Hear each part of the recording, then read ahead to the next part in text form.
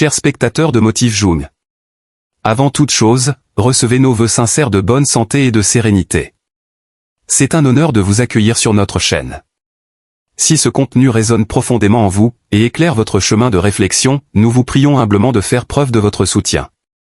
Veuillez prendre un instant précieux pour vous s'abonner, à la chaîne Motif Jung. C'est le plus grand soutien que vous puissiez nous offrir. N'oubliez pas d'aimer, liker, et de partager cette vidéo. Votre engagement est le moteur qui nous pousse à persévérer, jour après jour.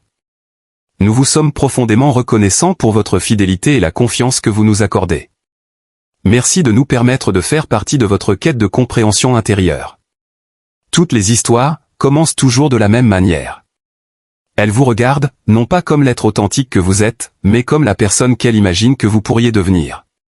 Peut-être possédez-vous des talents discrets, une pointe d'humour, ou une apparence qui lui plaît. À partir de ces seuls fragments, elle commence à façonner dans son esprit, une version de vous, infiniment plus parfaite.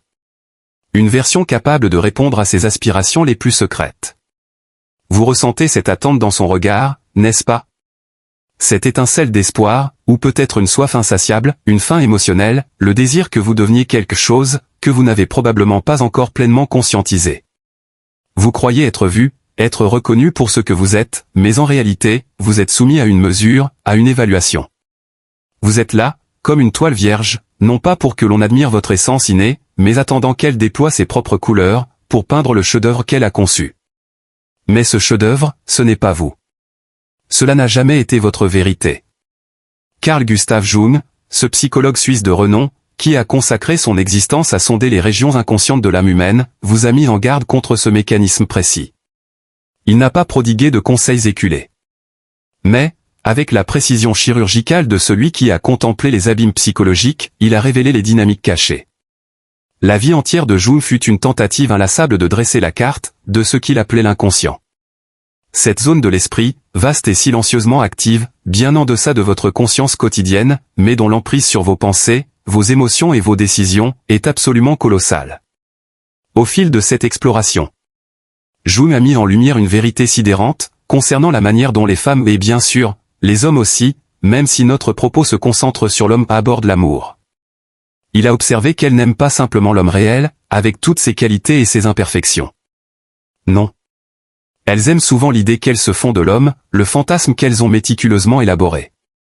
Elles aiment la projection, de leurs propres désirs, de leurs archétypes intérieurs, sur la personne qu'elles ont en face. Cela signifie que lorsqu'une femme pose son regard sur vous, elle pourrait ne pas vous percevoir tel que vous êtes, mais ce qu'elle aspire à voir, ce qu'elle nécessite de trouver, chez un partenaire. Et l'aspect le plus inquiétant, tel que Jung le soulignait, c'est que la plupart n'ont aucune conscience de cette démarche. Vous vous figurez qu'elle vous sélectionne pour vos traits distinctifs, pour une connexion d'âme. Or, il est très probable que ce qu'elle choisit véritablement, c'est la version de vous qu'elle a créée, dans son paysage mental. Une marionnette psychologique, à psychological puppet, dont l'unique raison d'être est de jouer un rôle bien défini, dans le scénario intime de sa propre existence. Et lorsque vous, l'acteur improvisé, cessez de vous conformer à ce rôle, peut-être en dévoilant des facettes inattendues, ou simplement en désirant vivre selon vos propres termes, quelle sera sa réaction? Elle changera d'acteur, pas l'intrigue. Car cette intrigue, ce rôle, est devenu une composante essentielle de son univers intérieur. Jung a nommé ce processus de projection de l'image masculine idéale, l'animus.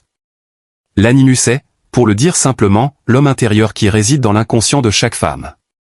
Il se construit à partir des expériences, des figures masculines marquantes de sa vie, père, frère, mentor, anciens amants, y compris les personnages masculins de la fiction. Et il est aussi fait des qualités masculines qu'elle admire ou qu'elle recherche.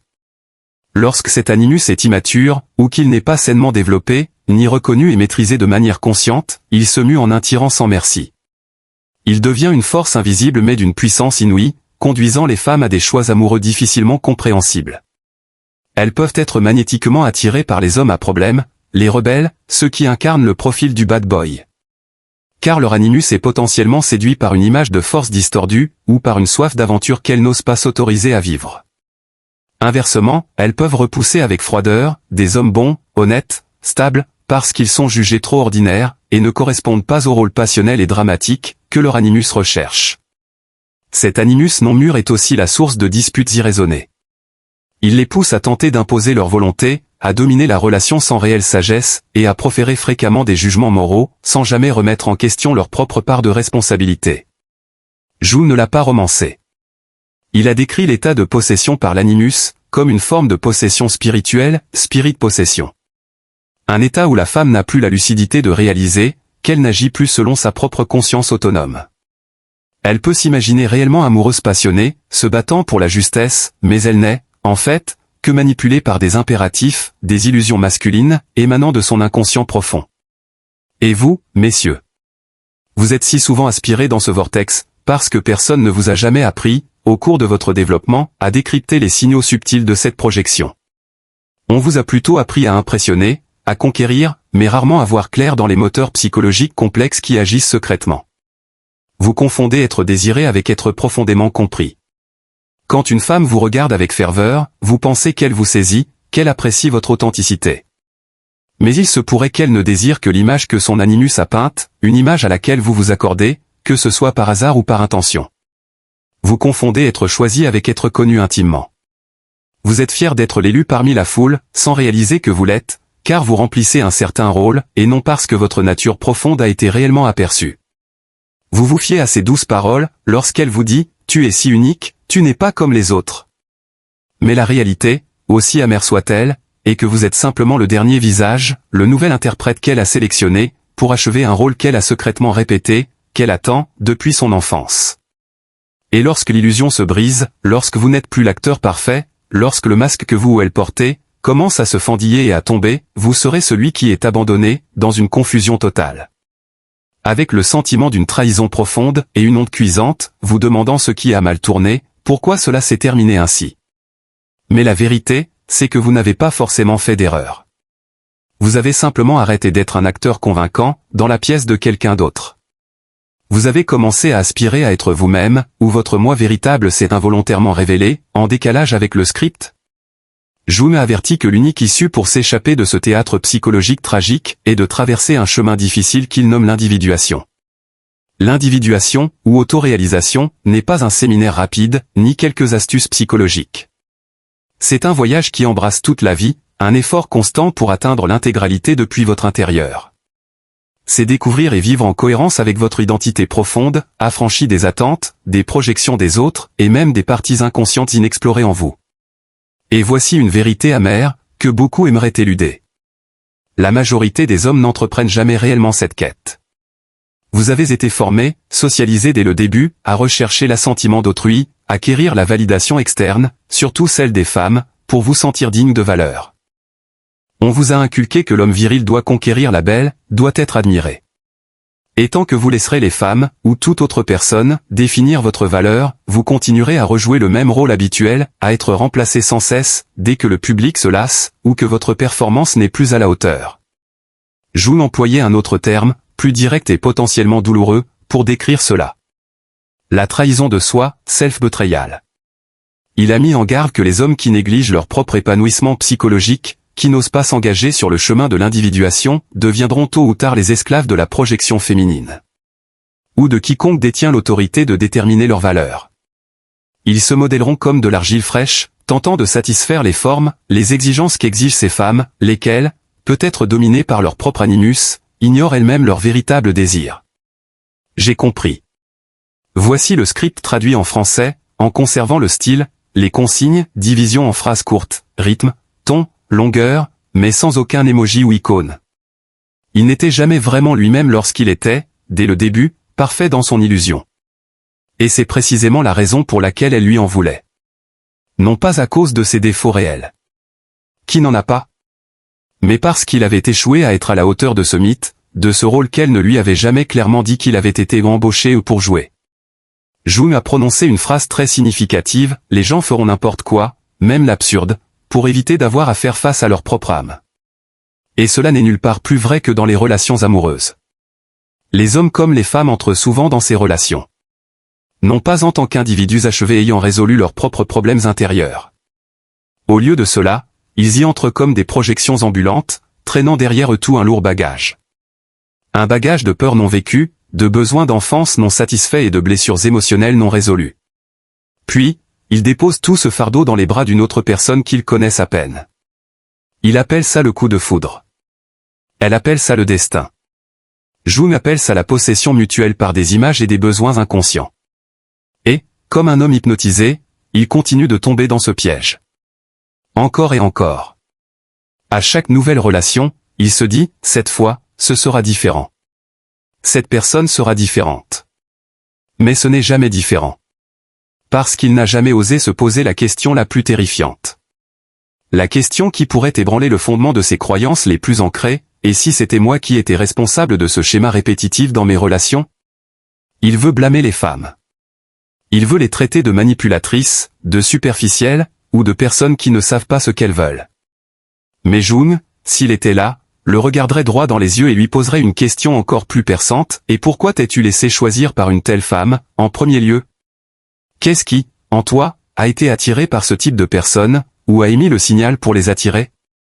Voyez-vous, l'homme qui refuse de faire face à son anima, ce monde intérieur féminin, la partie émotionnelle, intuitive et les aspects plus doux en lui, sera condamné à être l'esclave de l'animus de la femme s'il ne comprend pas et ne maîtrise pas sa féminité intérieure.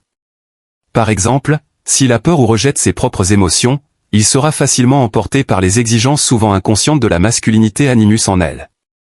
Il n'est pas totalement une victime. À un certain niveau, il est involontaire. Il a choisi de jouer le rôle de l'idiot. Il a choisi d'être un acteur dans la pièce mythique privée d'une autre personne. Pourquoi? Parce que faire face à son propre vide, faire face à son inachèvement, à l'absence d'un moi solide en lui est bien plus terrifiant que de jouer un rôle. Même un rôle secondaire, dans l'illusion de quelqu'un d'autre. Au moins, en jouant, il a le sentiment d'appartenir, d'être nécessaire, même si ce n'est qu'une illusion. Et c'est là que, très probablement, la plupart d'entre vous vont cesser d'écouter. Ou se sentiront irrités et voudront écarter cela. Parce que c'est là que le confort facile de blâmer les circonstances où les autres prend fin, et que la responsabilité personnelle commence. Jung n'offre pas de solution bon marché, pas de formule en 3 étapes pour devenir le grand mâle alpha, ni de 5 façons de conquérir toutes les femmes. Non. Il vous donne une tâche brutale, un travail de toute une vie. C'est l'auto-confrontation, l'auto-questionnement sans merci. C'est oser s'asseoir seul dans le silence effrayant de son propre esprit jusqu'à ce que les illusions, les auto-tromperies, commencent à se fissurer et à se briser. Jusqu'à ce que cette voix tenace dans votre tête, celle qui chuchote toujours que vous n'êtes rien sans elle, que vous ne serez jamais heureux seul, commence à s'affaiblir et à mourir. Et ne vous y trompez pas. Cette voix, cette partie dépendante de l'ego, se battra jusqu'au bout pour survivre. Elle vous dira que vous avez besoin d'elle. Que vous n'êtes pas complet sans l'amour d'une femme. Qu'aucun homme ne peut vivre sans la validation, la reconnaissance du féminin. Mais l'œuvre monumentale de Jung chuchote quelque chose de plus dangereux. Une vérité bien plus libératrice. Elle chuchote que l'homme peut tenir debout sans elle. Sans l'approbation de qui que ce soit. Sans applaudissements. Sans avoir besoin de se sentir nécessaire pour se sentir digne. C'est cela l'homme qui a finalement atteint la liberté. Liberté des projections déformées. Liberté du fardeau de devoir constamment jouer un rôle.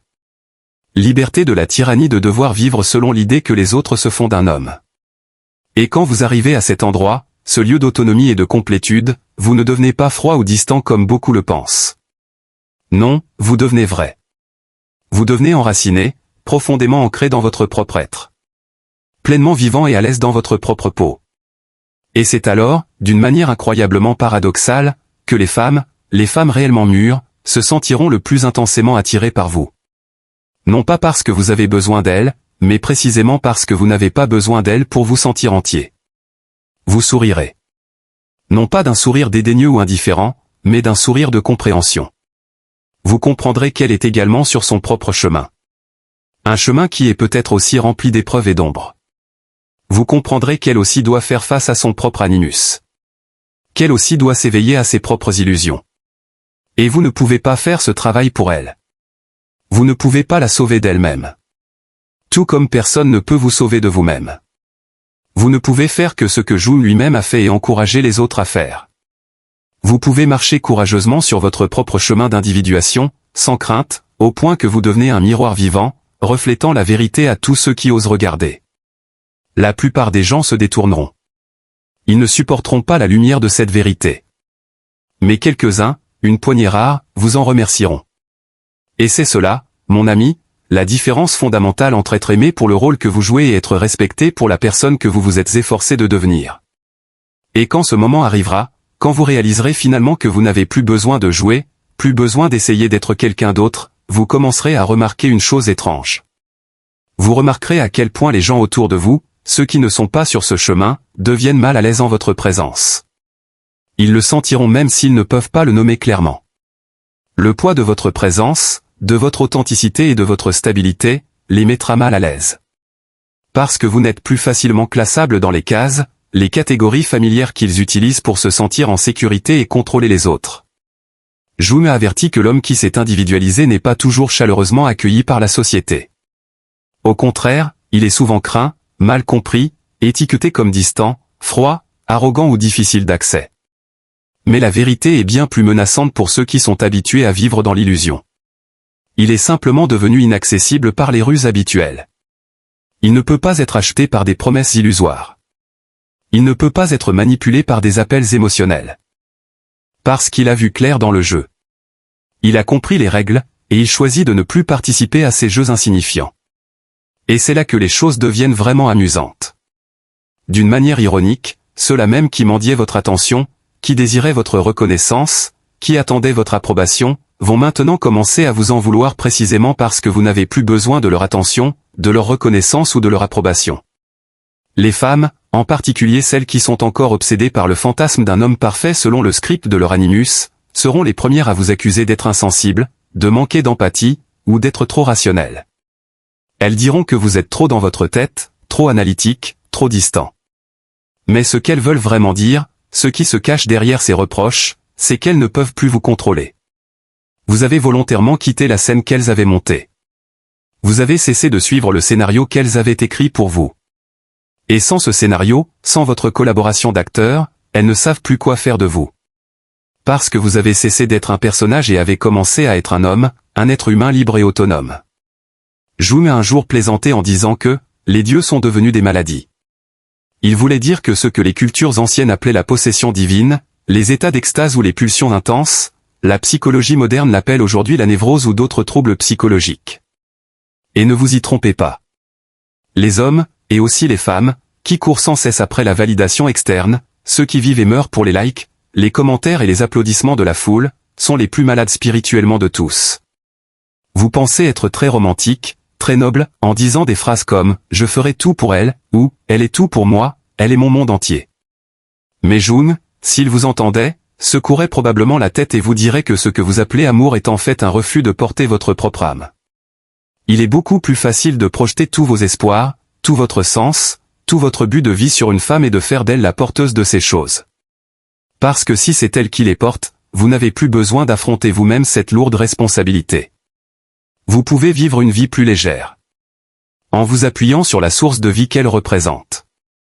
Mais voici un tournant cruel, une vérité que beaucoup ne veulent pas accepter. Quand elle réalisera qu'elle n'a jamais été conçue pour porter toute votre âme, ou quand ce fardeau deviendra trop lourd, elle le laissera tomber. Elle doit le laisser tomber. Parce qu'aucune femme, aussi aimante et forte soit-elle, ne peut supporter le poids de l'âme d'un homme qui refuse de se tenir debout par lui-même. Et quand elle le laisse tomber, quand elle part ou quand la relation se brise, vous vous sentirez trahi, brisé, vide. Mais vous ne devriez pas vous sentir ainsi. Ou du moins, après la douleur initiale, vous devriez la remercier. Parce que c'est dans ce moment douloureux, lorsque l'illusion s'effondre, que vous avez enfin l'occasion de faire face à la vérité nue. Le travail de devenir un homme, le travail de construire un moi solide n'a jamais été sa responsabilité. Il a toujours été le vôtre, et le vôtre seulement. Et dans cet instant de clarté douloureuse, vous avez deux choix. 1. Vous pouvez continuer à la blâmer. Vous pouvez devenir amer, haineux. Vous pouvez rejoindre le cœur de colère de ces hommes qui pointent toujours du doigt les femmes, les ridiculisent, leur en veulent, jurent de les abandonner, comme des lâches qui n'ont jamais osé affronter le vide, la faiblesse en eux-mêmes. Ou vous pouvez faire ce que Jung vous demanderait sans aucun doute de faire. Vous pouvez vous tourner vers l'intérieur. Vous pouvez commencer ce travail solitaire, parfois effrayant, mais immensément libérateur de l'individuation. Le travail de devenir complet sans avoir besoin de quelqu'un d'autre pour vous compléter. Parce que la vérité est que la femme que vous cherchez désespérément à l'extérieur, la femme parfaite qui pourrait combler tous les vides en vous, n'est en fait qu'un reflet de cette partie de vous-même que vous avez reniée, que vous avez refusé de reconnaître et d'intégrer. C'est peut-être votre anima. La partie féminine intérieure qui englobe les émotions, la sensibilité, l'intuition et la capacité de connexion, que vous avez peut-être réprimée par peur d'être perçu comme faible ou non masculin. Tant que vous n'oserez pas faire face à cette partie de vous-même, tant que vous n'apprendrez pas à l'aimer et à l'accepter, toute relation dans laquelle vous entrerez ne sera qu'une performance. Toute connexion ne sera qu'une transaction implicite, je te donne ceci, tu me donnes cela. Tout mot d'amour ne sera qu'un mensonge, même involontaire. Mais quand vous y ferez face pour de bon, quand vous intégrerez votre ombre, quand vous vous ferez ami avec votre propre anima, vous deviendrez un homme qui n'a plus besoin de courir après les femmes désespérément. Vous ne les poursuivrez pas comme un affamé d'affection. Vous n'essayerez pas de les manipuler avec des paroles douces ou des actions calculées. Vous ne jouerez pas de rôle pour impressionner. Vous vous tiendrez simplement debout, profondément enraciné dans qui vous êtes vraiment. Et de ce lieu de stabilité, un miracle se produira. Vous n'attirerez plus les femmes qui ne veulent qu'un personnage, qu'un rôle. Au lieu de cela, vous commencerez à attirer les femmes qui, elles aussi, aspirent à la vérité. Et vous le saurez immédiatement quand cela arrivera. Parce qu'elle ne vous demandera pas de jouer. Elle n'essaiera pas de changer votre scénario. Elle n'aimera pas l'illusion de vous. L'image que son animus a peinte. Non. Elle se tiendra devant vous, nue et réelle. Non pas comme une déesse cherchant l'adoration, mais comme un être humain. Une femme qui a également traversé son propre voyage, prête à marcher sur son chemin. À vos côtés. Plus de masques. Plus de projections déformées. Plus de jeux d'esprit. Et quand vous la rencontrerez, elle, la personne réelle, et non le fantasme que vous poursuiviez, vous reconnaîtrez immédiatement la différence. Elle ne vous inondera pas de déclarations grandioses, de promesses en l'air. Elle ne vous traitera pas comme si vous étiez la pièce manquante de sa vie. Elle n'essaiera pas de vous séduire avec le langage de la complétude, du genre, avec toi, je suis entière. Parce qu'elle ne cherche pas la complétude à l'extérieur. Elle ne cherche pas un sauveur. Elle a déjà fait ce travail elle-même. Elle a rencontré et s'est liée d'amitié avec sa propre ombre. Elle a fait face et a intégré son propre animus. Elle a brûlé ses propres illusions. Et c'est pourquoi elle n'aura pas besoin que vous jouiez. Elle n'aura pas besoin que vous portiez son âme. Elle se tiendra là. Complète par elle-même. Vous regardant droit dans les yeux. Non pas comme un homme qu'elle veut modeler à sa guise. Mais comme un homme qu'elle est enfin prête à rencontrer sincèrement. Et dans cette rencontre, il n'y a pas de désespoir, pas d'attachement maladif, pas d'exigence de performance pour plaire à l'autre. Il n'y a que la vérité. Et cette vérité, Jung l'a enseigné, est le type d'amour le plus rare et aussi le plus dangereux. Dangereux parce qu'il défie toutes nos notions conventionnelles de l'amour. C'est le genre d'amour qui n'exige rien de l'autre, mais qui est prêt à tout donner. Parce qu'il n'est pas né du besoin. Besoin d'être rempli, besoin d'être reconnu, besoin d'échapper à la solitude. Il est né de la liberté. Liberté de choisir de rester. Liberté de choisir de partir si nécessaire. Liberté de se tenir côte à côte sans illusion, sans masque, et surtout, sans peur. Mais laissez-moi vous avertir une fois de plus. Et c'est un avertissement sérieux. La plupart d'entre vous n'expérimenteront jamais ce genre d'amour. Pourquoi ? Parce que la plupart d'entre vous abandonneront avant d'y arriver réellement. Vous accepterez le confort temporaire de la performance. Vous accepterez la séduction de l'illusion. Vous accepterez l'excitation momentanée d'être perçu par les autres comme une personne que vous n'êtes pas. Parce que faire face à qui vous êtes vraiment, avec toutes vos faiblesses et vos imperfections, semble encore trop écrasant, trop terrifiant. Mais si vous avez le courage, ce genre de courage brutal, qui vous tord jusqu'au plus profond de votre être, de continuer à marcher, de continuer à oser vous tenir seul même quand personne ne comprend, de continuer à vous déshabiller. L'air, couche après couche, de tous les faux masques que vous avez construits toute votre vie juste pour gagner l'approbation des autres. Alors, vous finirez par vous retrouver au bord de quelque chose de magnifique et d'effrayant. Vous vous retrouverez. Et quand vous ferez cela, quand vous trouverez et vivrez vraiment votre vrai moi, les femmes ne seront plus la source de votre identité. Elles ne seront plus le miroir dans lequel vous devez vous regarder chaque jour pour vous sentir comme un homme. Elles deviendront quelque chose de complètement différent. quelque chose de beaucoup plus noble et plus significatif. Elles seront des partenaires, partners, et non des trophées, prises, à conquérir. Elles seront des miroirs, mirrors, pour la croissance mutuelle, et non des mères, modères, auprès desquelles chercher des soins inconditionnels. Elles seront des alliés, allies, sur le chemin de la vie, et non des sauveuses, saviours, dont attendre la délivrance. Et vous les aimerez. Non pas parce que vous avez besoin d'elles pour exister, mais parce que vous choisissez de les aimer. À partir d'une position de force intérieure, d'une position de complétude autonome, d'un lieu qui sait, sans aucune hésitation ni excuse, qui il est. Jung ne vous a pas laissé une carte détaillée étape par étape à suivre. Il vous a laissé un avertissement. Un avertissement que tout homme qui refuse de se faire face, qui refuse le chemin de l'individuation, deviendra inévitablement l'esclave des projections des autres, en particulier des projections des femmes. Mais il vous a également laissé un défi. Un défi difficile, mais immensément glorieux, osez marcher sur le chemin de l'individuation. Cessez de blâmer les femmes pour les rôles que vous avez vous-même volontairement, quoique inconsciemment, acceptés. Cessez de chercher la complétude dans les yeux de quelqu'un d'autre. Cessez d'attendre d'être choisi. Parce que l'homme qui ose se choisir lui-même pleinement, sans excuse, sans relâche, est l'homme qui ne peut être contrôlé par aucune illusion. Il ne peut être séduit par des démonstrations tape à accent grave l'œil. Il ne peut être abaissé au rang d'un personnage secondaire insignifiant dans le scénario de la vie de quelqu'un d'autre. Il devient l'auteur de sa propre vie. Et si vous avez lu jusqu'ici, si ce message résonne profondément en vous, dans un endroit qui aspire peut-être à la vérité, ne vous contentez pas de passer à autre chose. Ne laissez pas cela être juste une autre information que vous consommez et oubliez rapidement. Prenez un moment. Réfléchissez si vous le pouvez, tout de suite. Si cela a du sens, aimez cette vidéo. Partagez-la avec un autre homme qui, selon vous, a également besoin d'entendre cette vérité. Et surtout, abonnez-vous à la chaîne Motif Jung pour continuer avec nous à explorer des perspectives encore plus profondes. Votre soutien n'est pas seulement pour nous.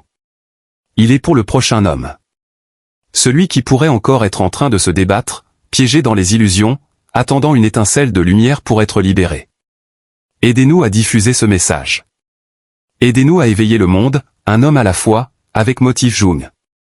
Par exemple, un homme pourrait s'efforcer de paraître robuste, déterminé, selon l'archétype qu'il imagine plaire à sa partenaire, alors que sa nature profonde est plus sensible et introspective.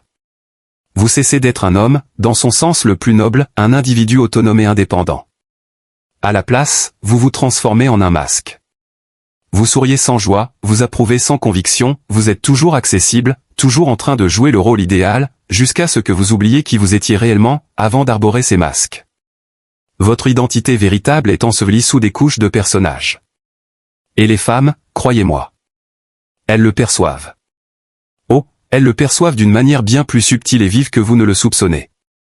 Ce que vous croyez être le chemin pour qu'elles vous aiment davantage, l'obéissance inconditionnelle, la prévisibilité monotone, l'omniprésence, devient exactement la raison pour laquelle elle perd progressivement son attrait, son estime, et finalement son amour.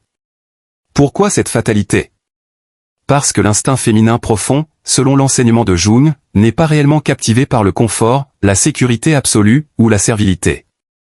Il est fasciné par le mystère, par une once de danger, par l'homme qu'elle ne peut totalement définir, qu'elle ne peut totalement maîtriser. Dès l'instant où vous vous changez en un livre ouvert sans réserve, sans limite personnelle, sans colonne vertébrale propre, sans secret ni zone d'ombre intrigante, vous ne devenez pas plus aimable à ses yeux. Vous devenez transparent, aisément écartable, et finalement interchangeable.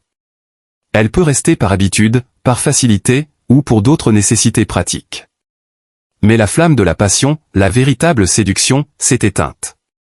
Et pourtant, c'est ce paradoxe cruel qui retient la majorité des hommes, dans l'esclavage de l'approbation. Vous redoutez la solitude, la peur de vous tenir seul, plus que la peur de vivre dans le mensonge, de ne pas être sincère avec vous-même. Vous préféreriez vous égarer, perdre votre moi véritable, plutôt que de courir le risque de la perdre elle. Vous préféreriez vivre dans un rôle restreignant et épuisant, plutôt que de faire face à la terreur d'être seul sur la scène de votre vie, sans applaudissements, sans le regard admiratif du public. Mais Jung a enseigné que tant qu'un homme n'a pas le courage d'embrasser cette solitude, non la solitude physique, mais l'indépendance psychologique, il ne connaîtra jamais la vraie liberté. Il a écrit que l'individuation est une voie réservée au cœur vaillant. Car elle vous contraint à mourir avant de mourir. Autrement dit, vous devez permettre aux fausses versions de vous-même, aux masques que vous avez adoptés, aux rôles que vous avez incarnés, de s'éteindre, de se consumer, afin que quelque chose de profond, votre être authentique, puisse enfin s'élever de ses cendres. L'individuation n'a rien de scintillant, rien de romantique, contrairement aux fictions. Elle est brutale. Elle exige que vous osiez confronter les parties de vous que vous avez cherché à dissimuler, les aspects que vous jugez honteux, fragiles ou inacceptables. C'est la part vulnérable que vous camouflez par votre apparence de force. C'est l'anxiété qui vous pousse à constamment chercher l'approbation extérieure. Ce sont les cicatrices des blessures passées, que vous n'avez jamais véritablement soignées. Le chemin de l'individuation requiert que vous cessiez de blâmer les femmes, de ne pas vous percevoir tel que vous êtes. Et qu'au contraire, vous commenciez à vous voir vous-même, avec toutes vos complexités, vos tiraillements, vos atouts et vos faiblesses. Car voici l'essence que Jung a saisie. Une chose que la plupart des hommes ne comprendront jamais. Vous ne devenez pas un homme véritable en étant sélectionné par une femme. Vous devenez un homme véritable en vous sélectionnant vous-même. Vous n'obtenez votre valeur, par son amour ou son admiration. Vous obtenez votre valeur en osant vous tenir seul, pleinement conscient, pleinement responsable de votre vie et de vos émotions, pleinement vivant avec qui vous êtes. Mais permettez-moi de vous confier une chose que peu osent dire franchement. L'individuation est un voyage solitaire. Terriblement solitaire. Car lorsque vous vous engagez sur cette voie, lorsque vous commencez à retirer les couches protectrices, vous commencez à discerner des réalités, qu'une fois vues, vous ne pouvez plus ignorer. Vous commencez à percevoir les jeux de domination subtils, que les gens pratiquent entre eux, dans leurs relations. Vous commencez à voir à travers les masques qu'ils portent, pour masquer leur peur, leur insécurité, ou leurs intentions ambivalentes. Vous commencez à entendre les mensonges qu'ils se racontent à eux-mêmes, juste pour se rassurer, pour préserver une certaine image. Et lorsque vous essayez de partager ce que vous voyez, lorsque vous essayez d'exprimer la vérité sans phare que vous avez comprise, quelle est habituellement la réaction? Ils vous railleront. Ils vous traiteront de froid, d'arrogant, ou de trop sérieux, de pessimiste. Ils tenteront de vous persuader que la vie n'est pas si compliquée, que vous suranalysez. Ils pourraient même se retourner et vous accuser d'être le problème. Mais vous n'êtes pas le problème. Vous êtes simplement un miroir. Et les humains, en général, détestent les miroirs, lorsqu'ils reflètent des choses qu'ils refusent d'affronter, des vérités inconfortables sur eux-mêmes. Jung le savait parfaitement. Il a passé des décennies à étudier des patients, qui luttaient, paralysés par la peur, d'affronter leur ombre, shadow. Cette partie obscure et rejetée, ces aspects négatifs ou ces désirs inacceptables de l'âme, dont il nie l'existence. L'ombre peut être la jalousie, l'envie, l'égoïsme, ou les angoisses que vous ne voulez révéler à personne. Et les femmes, Jung a averti, sont souvent élevées dans des contextes culturels, qui, involontairement ou sciemment, les encouragent à esquiver cette confrontation intérieure. Elles entendent souvent, les femmes sont le sexe doux, elles sont intuitives et émotives, et, elles sont parfaites telles qu'elles sont. Ces idées reçues, bien qu'en apparence positives, incitent insidieusement à ignorer les facettes à intégrer. Mais Jung n'acceptait pas ces concepts de surface. Il a écrit que le danger suprême pour les femmes ne vient pas de l'extérieur, mais de leur animus inconscient. C'est cette voix intérieure qui s'exprime souvent avec une fausse certitude, un faux pouvoir, et une fausse supériorité morale tout aussi illusoire. C'est quand une femme insiste qu'elle sait ce qui est le mieux pour autrui, ou quand elle porte des jugements cinglants, basés sur des émotions fugaces, qu'elle qualifie d'intuition. Il a prévenu que si une femme n'ose pas confronter et intégrer cette force masculine interne, c'est-à-dire reconnaître, comprendre et maîtriser son animus, elle en deviendra l'esclave. Elle le projettera incessamment, sur chaque homme qu'elle rencontre. Elle les tiendra pour responsables du conflit intérieur, qu'elle refuse de mener en elle-même. Par exemple, une femme dont l'animus est marqué par l'image d'un père autoritaire, pourrait constamment rechercher, ou réagir vivement à, des hommes qui semblent tyranniques. Même si cette tyrannie n'est pas réelle, ou n'est pas le problème central. Et vous, avec un cœur candide, et peut-être une once de naïveté, vous vous tenez là, pensant que vous serez son libérateur. Pensant que vous serez l'exception. Pensant que si vous l'aimez suffisamment fort, si vous vous affirmez assez bruyamment, si vous jouez le rôle de l'amant parfait assez bien, elle finira par vous choisir, pour qui vous êtes. Mais la projection ne fonctionne pas ainsi. Jung a enseigné que la projection est un voleur. Elle détourne la réalité objective, pour la remplacer par une illusion nourrie par des besoins et des schémas inconscients.